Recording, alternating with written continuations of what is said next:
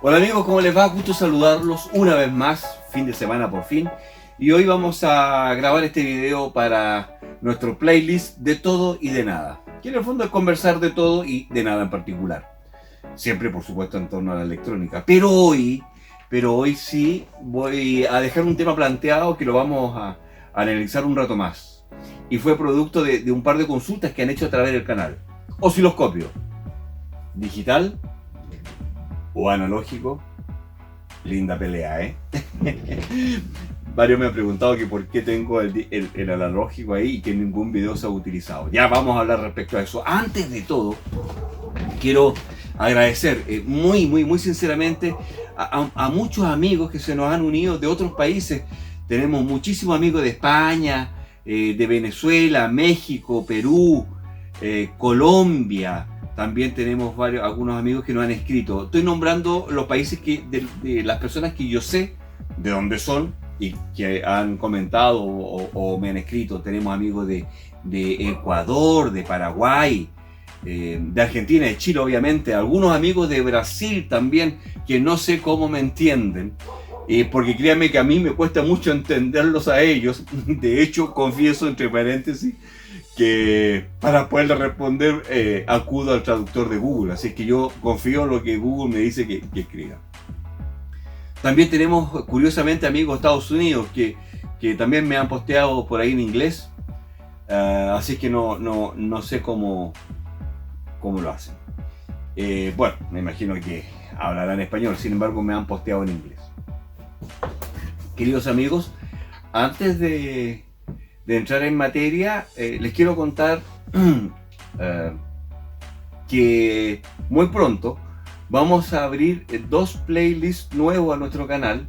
Uno que es un curso básico de electrónica partiendo de cero.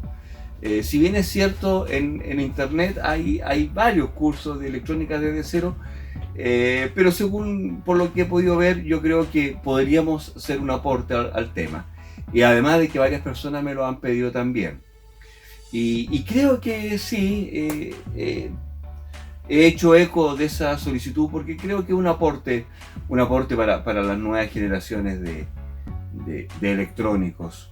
Y creo que es bueno de alguna manera volcar toda la experiencia que uno ha tenido a lo largo de toda una vida trabajando en el tema, y se pueden ver varios tips. Y otro playlist que vamos a abrir también es respecto a microcontroladores.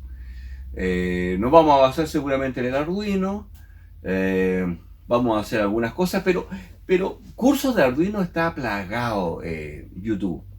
Sin embargo, el playlist nuestro o la línea de video nuestro respecto a microcontroladores va a estar orientado un poquito más a la electrónica que al código en sí, ¿ok? Vamos a ver distintos módulos, distintas interfaces, distintos periféricos o chips, si ustedes quieren, para manejarlos con Arduino, ver su programación, ver su librería, y eso. Yo siempre a mis amigos electrónicos un poco más viejitos les recomiendo trabajar con Arduino. A mí me encanta, en realidad. Si ustedes me preguntan qué máquina tengo hecho aquí en el teatro con Arduino, la verdad es que ninguna. Estoy trabajando en algo que no les puedo contar porque lamentablemente es de magia. Sin embargo, a mí me gusta trabajar harto con Arduino porque te despeja mucho la mente. Yo siempre he dicho que el Arduino es una especie de psicólogo, ya, porque realmente hace que te vayas de este mundo. Entonces, que te olvides de cualquier problema que puedas tener, económico, amoroso, de enfermedad, en fin. Te saca de este mundo y te lleva al mundo de las instrucciones lógicas, y eso a mí en lo personal me encanta. Además de que creo que es una buena ayuda para Alzheimer, ¿eh? Yo le tengo pánico al Alzheimer, porque además soy una persona muy hiperactiva, ¿ya? Entonces creo que el mantener las neuronas siempre pensando, siempre razonando, siempre activándolas de alguna manera, creo que eso es positivo No sé si hay algún estudio que lo confirme o no, o que lo confirme o no, pero según un estudio que yo hice dice que sí. Así es que creo que eso es tremendamente positivo. Me encanta tener la mente pensando en cosas electrónicas y es muy entretenido. Además de que cuando tú trabajas con un Arduino o cuando partes y puedes controlar por primera vez un LED, eres feliz. Aunque sea solo encendiendo o apagando el LED de manera controlada. Además, en esta serie de Arduino que le estoy comentando, que pretendo lanzar, vamos a ir viendo algunos protocolos de comunicación, qué sé yo, como el I2C, el SPI, en fin. Y vamos a ir viendo la señal en los osciloscopios. Vamos a darle un toque un poquito más electrónico, ¿ya? Vamos a partir de cero. La idea es... Yo tampoco soy un experto en Arduino, por lo tanto, lo más probable es que vamos a aprender juntos. Sin embargo, yo me imagino que también debe haber mucha gente de habla hispana que nunca ha tocado un Arduino. Y vamos a ir hablando de aquello. Creo que puede ser bien interesante. Antes de irnos al tema en cuestión del día de hoy, quiero referirme, no sé si responder, porque hay algunas cosas que se pueden responder, otras que no. Referirme a algunas conversaciones que he mantenido ahí con algunos amigos o algunos seguidores de nuestro canal. Lo primero que me quiero referir es respecto al transformador de aislación, que ahí tuvimos unas conversaciones con Miguel Ángel Gea y Eduardo Cor. Efectivamente, bueno, en este minuto, ahora, now, en nuestro laboratorio no tenemos transformador de aislación porque retiré el que teníamos y se mandó a construir uno de 1,5 kilos, que ya está listo, debería llegar la próxima semana, 10 días más. Santiago, la capital de Chile, entró en cuarentena total, así que no se comandará el tema de transporte. Pero de aquí a 15 días más ese transformador debería estar acá. Y toda esta conversación del transformador de aislación nació a raíz de cuando quemamos los osciloscopios, ¿se recuerdan? Alguien me dijo, no me recuerdo cuál de las dos personas, me dijo, si hubiese usado un transformador de aislación no lo habría quemado. Estamos de acuerdo. Pero en realidad, aunque hubiese tenido un transformador de aislación funcionando, que no recuerdo si en aquella oportunidad lo tenía o no, lo hubiese quemado igual. Porque no por el uso, porque lo más probable es que no hubiese usado el transformador de aislación para alimentar el osciloscopio, producto de la prueba que estaba haciendo. Si ahí derechamente el error fue la tierra a través del puerto USB, que eso ya está más que conversado. De hecho, le hicimos un video exclusivamente a aquello. Y el otro tema, que me parece que fue Eduardo, no estoy seguro, que Eduardo me decía, el transformador de aislación no deforma la señal, y eso lo hemos visto en varios canales, y nombra algunos. Y yo decía, sí y no. Efectivamente, mientras uno no estrese el transformador, todo anda perfecto, ¿ya? Sin embargo, cuando uno comienza a trabajar al límite de potencia del transformador, por una serie de factores, especialmente por histéresis de fase, de pin, magnética, hay deformaciones. ¿Ah? También depende mucho de cómo sea la construcción del transformador. Porque hay mucha gente que coloca un transformador de 220 a 12 y luego otro de 12 a 220 y ahí tienes tu transformador de aislación. Y eso funciona, es verdad. De hecho, yo lo he usado un montón de veces. Sin embargo, entramos con el tema de las potencias. También he visto algunos videos que dicen, no es necesario que los dos transformadores sean iguales, pueden ser distintos. Pucha, sí y no. Sí, funciona, de acuerdo. De que funciona, funciona. Pero para potencias bajas y todo eso, cuando ya empiezas a llegar al límite de uno de los dos transformadores, comienzan estos problemas que le estoy mencionando. Dicho aquello, es que mandamos a hacer un transformador de 1,5 kilos. Me dice, pero ¿para qué tan grande? Primero habíamos pensado en hacer dos transformadores de unos 750 watts, 500, volt-ampere. Porque pretendía utilizar uno para todo lo que es instrumentos y otro para un enchufe. Sin embargo, después de analizar bastante el tema, me fui por la opción de tener un solo transformador grande de 1,5 kilos kVA, en donde vamos a alimentar todos los instrumentos más un enchufe que vamos a colocar acá, que cuando llegue el minuto yo creo que vamos a hacer un video respecto a eso, ¿ah? Porque si bien es cierto, es algo muy simple, También he visto que hay harta duda respecto a la tierra. ¿Se conecta o no se conecta a tierra del secundario? ¿O la salida del, del transformador de aislación? Uno preguntó a alguien por ahí, no recuerdo dónde lo vi, un autotransformador me sirve como transformador de aislación. Entonces, hay hartas preguntas que por ahí deja entrever que hay una falta ahí de conocimiento. Es eso. Bien, entonces, cuando llegue ese transformador de aislación, yo creo que vamos a documentar la puesta en servicio y ahí vamos a referirnos respecto a ese tema porque es súper interesante, es bien interesante. Lo segundo que tengo es que Eduardo Cor me insiste en que diga que es la pantalla que tengo atrás. Eduardo, aun cuando hemos conversado bastante, no sé a qué pantalla te refieres. Así que voy a hacer un chequeo rápido de las pantallas que tengo acá para ver a cuál te refieres. Bueno, la primera, Eduardo, esto es una tablet que aquí realmente lo que tengo es controlo la música desde arriba, o bien normalmente estoy con los software que funcionan con Android, que son de electrónica. Muy bien, acá obviamente está el microscopio, la pantalla del computador. Estos son los instrumentos, no creo que te refieras a eso. Acá tenemos la fuente de poder, que es doble. Arriba, esto que estoy mostrando aquí, el analizador de espectro. Acá tengo dos pantallas pequeñas en que ambas son cargas electrónicas de corriente constante. La de acá creo que es de 35 watts y la de acá de 25. Mi multímetro de banco. Arriba el generador de funciones, el DDS. Abajo el osciloscopio 2 de 15. Siguiendo para acá, esta es una tablet, perdón, un iPad, con la que controlo la consola de audio que está en el segundo piso, porque estoy escuchando música mientras estoy acá. Acá puedo controlar el volumen, los canales, en fin, de una DigiLive 16. Osciloscopio analógico. Acá arriba tengo un ecómetro, que le digo yo, que es un Tektronix 1503B, que es un TDR para cable, que es para chequear cable, en el fondo, medir desadaptaciones de impedancia, en fin. Acá tengo el módulo transmisor de DMX 512.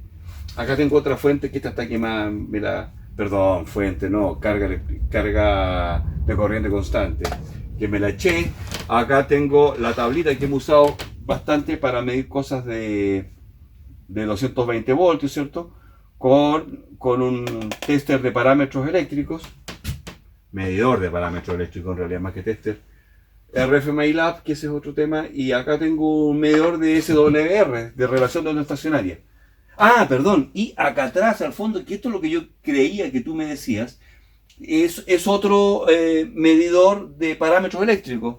Ahí veo el voltaje de la corriente domiciliaria que está llegando acá, su frecuencia, su factor de potencia, bueno, todos los parámetros eléctricos, no recuerdo cuáles dije.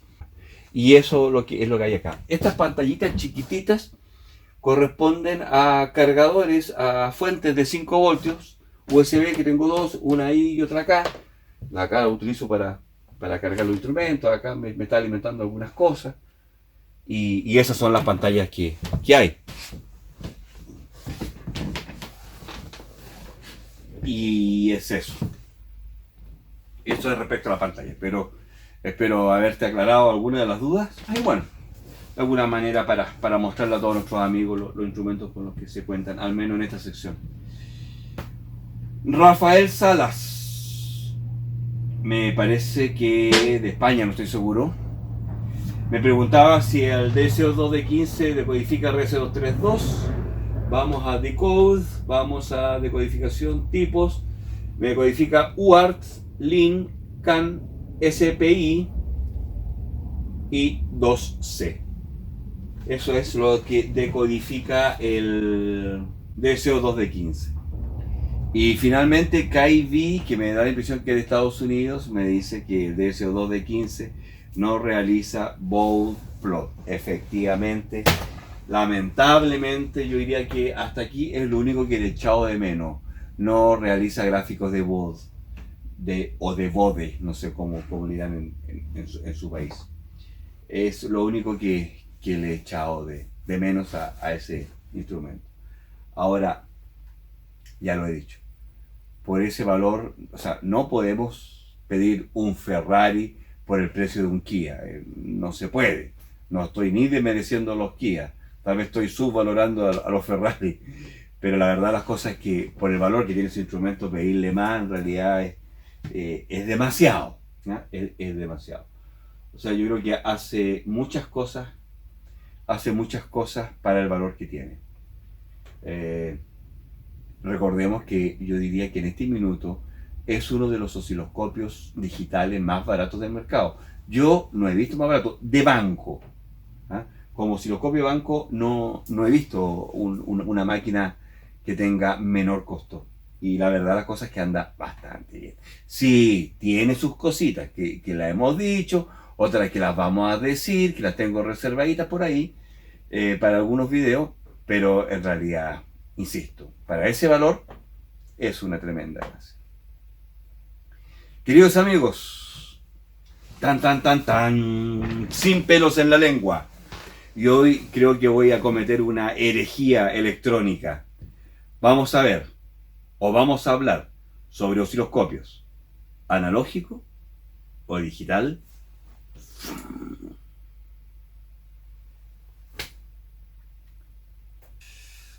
Me voy a preparar. Quiero partir esta comparación, si es que se puede llamar comparación, haciéndoles una pregunta. ¿Alguno de ustedes se atrevería a decirle a un vinyl lover, amante a los vinilos, que un CD suena mejor que un vinilo? Yo antes de decir eso, cavo mi propio hoyo y me entierro. Sin embargo, la pregunta que viene inmediatamente a continuación es: si yo grabara en un CD un vinilo tal como suena, con el scratch ahí de la cápsula y todo eso, y se lo hago oír a cualquier persona, ¿se dará cuenta que el sonido proviene de un CD y no de un vinilo?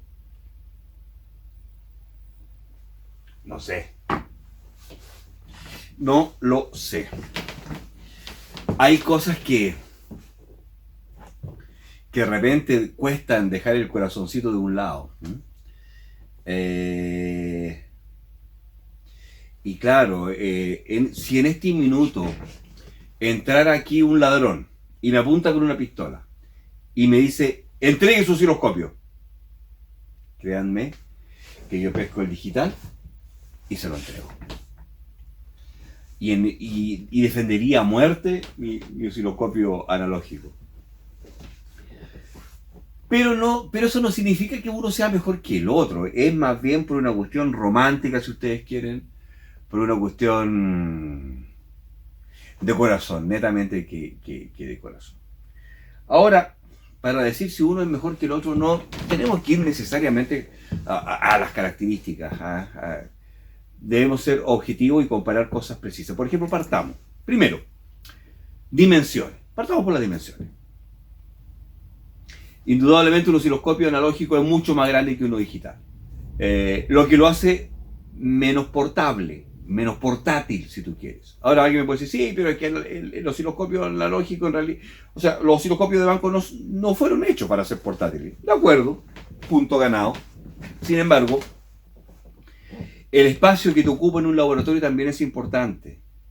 Y como los osciloscopios analógicos están hechos con un tubo de rayos catódicos, con un TRC, ¿cierto? Normalmente son muy espaciosos hacia atrás, que ya vamos a ir al tamaño de pantalla.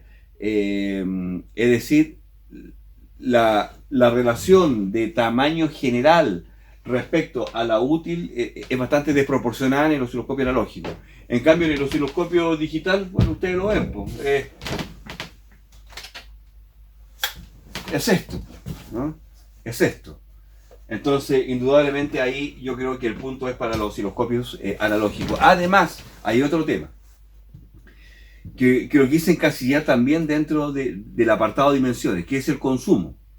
El consumo. Esto consume nada, po.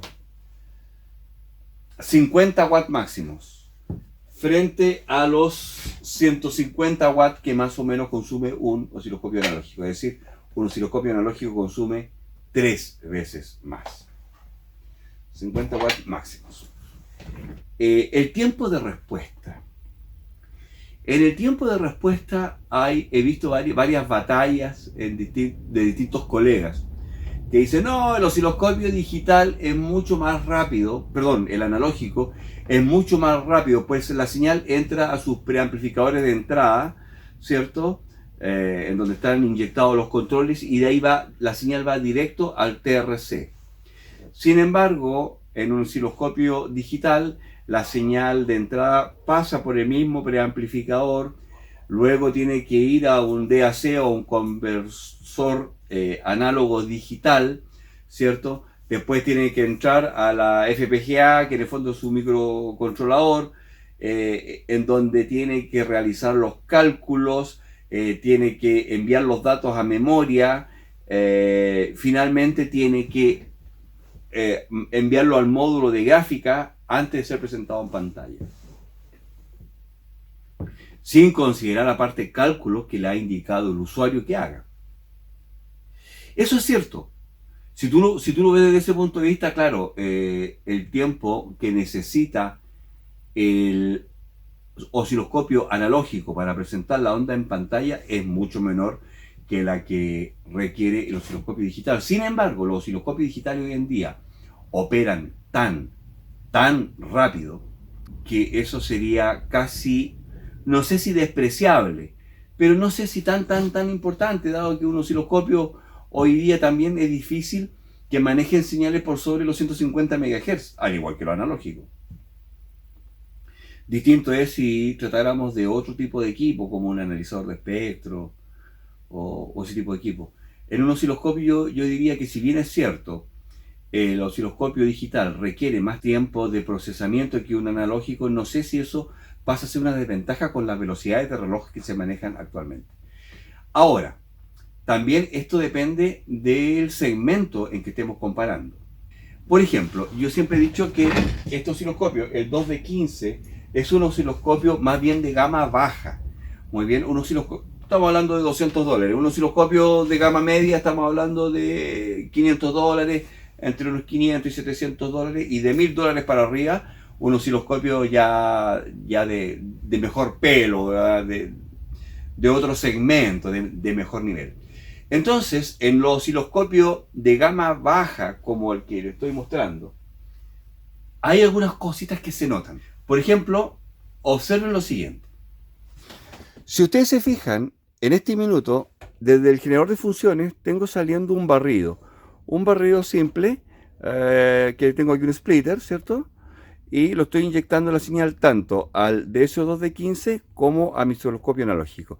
Es decir, esa señal que en este minuto ustedes están viendo ahí es la misma. Ahora, observen en el osciloscopio digital. Es una exquisitez. La cadencia es muy suave. Miren cómo la onda se va estrechando. Y vean lo mismo en el osciloscopio digital. Se ve como que si estuviera medio como trancado, ¿sí o no? La fluidez no es la misma. Sin embargo, yo he visto estos mismos sweep generator o estos mismos barridos, estos mismos cambios de frecuencia, ¿cierto? Que son muy fluidos, y en osciloscopios que son digitales y de un poquito mejor calidad. ¿Ok? Entonces, ojo con ese punto. Yo diría que aquí depende bastante de la calidad del osciloscopio digital. Más que de la calidad en sí como aparato, estamos hablando de qué FPGA está utilizando, cuánta memoria interna tiene, etcétera. Bien, en tiempo de respuesta, entonces, yo diría que no lo sé. Lo que sí le doy el punto es que, si bien es cierto, ambos equipos entran a preamplificadores, yo diría que los analógicos tienen menos ruido. Y eso sí que lo he notado incluso en osciloscopios digitales de otros segmentos, o al menos de gama media, que me ha tocado utilizar. Eh, al poner a tierra un osciloscopio analógico, la línea es perfecta, perfecta. Por mucho que tú tengas seteado los milibolas a su mínima escala o a su máxima sensibilidad, si ustedes quieren. En cambio, en el osciloscopio analógico siempre se ven cositas, siempre. Perdón, en el digital, creo que dije analógico, no lo sé. ¿Mm? Así que en cuanto a ruido de entrada, yo en lo personal le doy el punto a los analógicos. Funcionalidad. Los osciloscopios analógicos tienen dos modos de funcionamiento y se acabó la historia. XT e XY. Es decir, dominio del tiempo sobre la variable en I, que sería voltaje en este caso, ¿cierto? Y XY, es decir, que acepta señales por los dos parámetros para poder generar las figuras de Lisa y Yu. Y punto. Porque carecen de procesamiento. Hay algunos analógicos que sí, los últimos analógicos tal vez que salieron, tenían algunas capacidades de procesamiento, pero sin embargo igual eran bien básicas. Y estos, como operaciones matemáticas, con suerte tienen sumar, ¿no? Ah, claro. O sea, lo único que hace mi osciloscopio al menos analógico es que la única operación matemática que hace es sumar las dos señales. Sin embargo, el digital, por gama baja que sea, te realiza una serie de análisis. Te entrega el porcentaje de anticiclo, operaciones matemáticas, más o menos por división FFT, tienen análisis de datos como por ejemplo el decodificador de protocolos, en fin. Es decir, en tema de funcionalidad, el digital no hay cómo ganarle. El punto es derechamente para ellos. Tamaño de la pantalla. Otro tema. También gana el digital, porque el digital, si bien es cierto, esta es una pantalla que creo que es de 7,5 pulgadas, o de 7 pulgadas, no lo sé, ya es más grande que la de mi osciloscopio analógico. Y eso es súper simple. Las pantallas de los osciloscopios analógicos normalmente son más pequeñas y son cuadraditas porque es un TRC. ¿Ok? Entonces, para poder aumentar en 1 pulgada el tamaño del TRC para atrás, aumenta el doble. Por lo tanto, indudablemente, los osciloscopios digitales, a utilizar pantallas TFT, LCD, en fin, pueden lograr pantallas más grandes sin necesidad de aumentar la profundidad del equipo. De hecho, hoy día hay osciloscopios digitales que tienen pantallas de 10 pulgadas y demás. Por lo tanto, no hay caso. Otro tema que es importante en un equipo hoy en día es las actualizaciones. Un equipo analógico, al ser analógico, muere tal como salió de fábrica. Sin embargo, un osciloscopio digital, al tener una estructura basada en microcontroladores o microprocesadores, como quieran llamarlo, o tal vez ambas cosas, basta con un archivo de configuración para cambiar el comportamiento del equipo, cosa que no se puede hacer en un analógico. E incluso se pueden agregar funciones, modificar funciones, en fin. Por lo tanto, el punto ahí es para los equipos digitales. Durabilidad o reparación. Ahí yo creo que el punto es para los analógicos. Si bien es cierto, este fue el osciloscopio que se quemó, lo abrimos y en realidad no hay nada para reparar en su interior, excepto la fuente de alimentación. El resto es una sola placa, un solo chip y los terminales. Por lo tanto, el reparar este osciloscopio pasa por cambiarle la placa. Lamentablemente no fue la fuente de Puebla que falló. Si la fuente, se cambia fuente y chao, o se repara la fuente. Pero el nivel de integración es tal que en realidad no permite la reparación. Porque utiliza electrónica muy integrada, a alta escala de integración. A diferencia del osciloscopio analógico, que en realidad utilizan una electrónica más discreta, con componentes aislados. Por lo tanto, es fácil reparar un preamplificador o es fácil reparar alguna sección del desplazamiento, del yugo, de los deflectores horizontales, en fin, su alta tensión, de su flyback por ahí, ¿cierto? Son cosas que se pueden reparar, por lo tanto, ese punto va para el osciloscopio analógico. Si tú lo quemas por alguna razón, las probabilidades o las facilidades de reparación son mucho mayores que esto, que en realidad más que reparar acá pasa por el cambio o por la reposición de alguna placa o alguna de eso. Otro tema que también podemos hacer una diferencia entre ambos modelos es la interpolación. La onda que dibuja un osciloscopio analógico es totalmente continua, ¿ok? Porque es una señal analógica, es decir, lo que se grafica en su pantalla, en el fósforo de su pantalla, es una réplica totalmente coincidente con la señal que se le está ingresando. Sin embargo, en el osciloscopio digital, como hay una conversión análogo-digital, ¿cierto? En el fondo lo que toma son muestras cada cierto tiempo, cada cierto periodo de tiempo. Y de ahí viene la profundidad, ¿cierto? Ahí viene el sampling de los osciloscopios digitales. Si tenemos un osciloscopio de 1 megasample, significa que tenemos 1 millón de muestras en un segundo, ¿cierto? Que esa señal analógica que se está ingresando, ¿cierto? Se hacen muestreos 1 millón de veces. Ahora, los osciloscopios digitales, incluyendo este, tiene dos modos de mostrar. O muestra los puntos o muestra los vectores. El vector significa que entre punto y punto, él dibuja una raya que interpola, hace como la media mediana, entre los dos puntos. Entonces, de esa manera va construyendo una línea continua, interpolando los puntos. Ahora, es tal la cantidad de puntos en un segundo, son millones en un segundo, que en realidad creo que, si bien es cierto, no es una línea continua totalmente referida a la señal de entrada como es el caso del analógico, el digital es bastante aceptable, totalmente aceptable para el 99.99% de los casos. Otro tema que es importante es la persistencia del fósforo.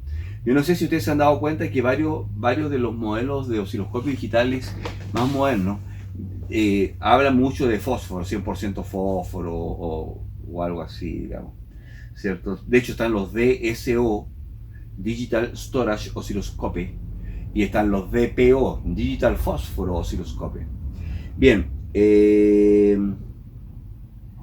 es cierto que muchas veces esa persistencia, si yo coloco un punto en el fósforo de ese osciloscopio y lo quito rápidamente, ¿cierto? Ese fósforo no se apaga instantáneamente, sino que hay un pequeño nivel de atenuación ahí, ¿cierto? Bien. A ese periodo de atenuación es lo que se llama persistencia. Es decir, el punto aún está, o sea, sigue permaneciendo en pantalla aún cuando ya no está.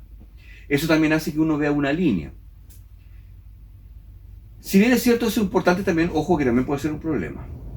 Es importante cuando tenemos señales que se disparan muy rápidamente, ¿cierto? Y nosotros necesitamos ver algo, ver como que, o sea, tener la certeza de que estuvo ahí, sin acudir a una memoria, sin acudir a una captura de datos, en fin. Los osciloscopios digitales traen la función de persistencia, en 1 segundo, en 2 segundos, en fin. Y yo la he probado en el DSO, pero la verdad de las cosas es que no, olvídense, al menos en esta calidad de osciloscopio no va por ahí la cosa, porque en realidad parece que el osciloscopio estuviera medio trabado, te muestra la imagen como que se va así a pedazos, y no, un desastre. Buen intento, pero un desastre. Tal vez en un osciloscopio digital de mayor calidad puede que eso venga bastante más depurado, ¿ya?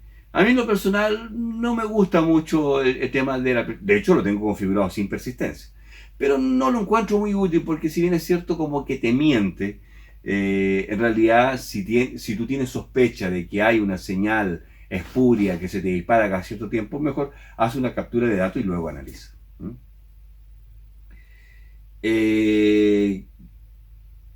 Entré sin querer justamente al tema de la captura de datos.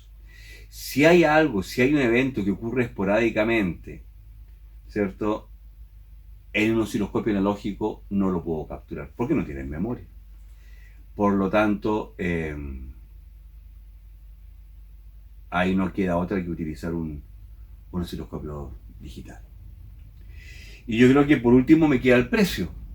El precio, hasta hace un tiempo atrás, el osciloscopio digital era mucho más caro que un analógico. Hoy en día yo creo que es al revés. Hoy día conseguir un osciloscopio digital ya es difícil y conseguir los nuevos no son baratos, los estuve viendo. Y estamos hablando cerca de los $1000. ¿Ya? Un osciloscopio y de bajo ancho de banda, en este caso, ese equipo es de 25 MHz. Dos canales a 25 MHz. He visto en AliExpress algunos equipos como por 250.000 pesos, estamos hablando $400, $300. Pero en general he visto algunos modelos, ¿eh? Pero todos los otros modelos los he visto en torno a los $1000. Yo diría que ahí nuevamente gana el osciloscopio digital, porque hoy en día ese modelo ustedes ya saben, estamos hablando de entre 200 y $300. Por lo tanto, no hay por dónde. Queridos amigos, con el dolor de mi alma, debo decir que un osciloscopio analógico no tiene por dónde competirle a un digital, al no ser en algunas aplicaciones muy concretas. Por ejemplo, en amplificadores de audio, ¿ah? En preamplificador, en ese tipo de cosas. Sí, yo creo que por ahí la limpieza que tiene la señal analógica, que no la tiene el digital por cierto, puede que sea un poquito más óptima para trabajar. Pero fuera de esos campos muy específicos, lamentablemente debo reconocer de que el osciloscopio digital es una herramienta que llegó y vino para quedarse. Además, hoy en día estamos viviendo en un mundo digital y pastelero tus pasteles. Hasta hace, no sé, pues 20, 30 años atrás, ¿cierto? Y vivíamos en un mundo analógico, la radio era analógica, la televisión era analógico, todo era analógico. Hoy en día el 99% de las cosas son digitales, por lo tanto, el equipo que está hecho para poder realizar trabajos en esta tecnología son los osciloscopios digitales. No hay por dónde ganarle hoy en día.